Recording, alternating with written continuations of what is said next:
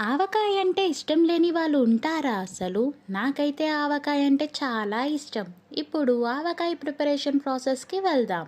ముందుగా మామిడి ముక్కలు, ఇంకా అల్లం పొట్టు తీసి ఇలా క్లీన్‌గా వాష్ చేసుకొని ఇలా ఆరబెట్టుకోవాలి. దాని తర్వాత కడాయి తీసుకొని కడాయి వేడి అయ్యాక పచ్చడికి సరిపడే నూనెని వేసుకోండి. నూనె వేడి అయ్యాక తాలింపు పెట్టండి. ఇంకొక స్టవ్ మీద పెంక పెట్టుకొని మెంతులు, జీలకర్ర సపరేట్‌గా వేయించి గ్రైండ్ చేసుకోవాలి. తర్వాత కట్ చేసుకున్న అల్లం, వెల్లిపాయ గ్రైండ్ చేసుకొని పెట్టుకోండి. ఇప్పుడు అల్లం వెల్లి పేస్ట్, తగినంత కారం, ఉప్పు, పసుపు, మెంతుల పొడి, జీలకర్ర పొడి, ఆవ పొడి, నూనె వేసుకొని మంచిగా కలుపుకోండి. తర్వాత కొన్ని మామిడి ముక్కలు వేసుకుంటూ కలపండి. మంచిగా కలిపిన తర్వాత గ్లాస్ జార్లో స్టోర్ చేయండి. ప్లాస్టిక్లో స్టోర్ చేయడం అంతగా మంచిది కాదండి.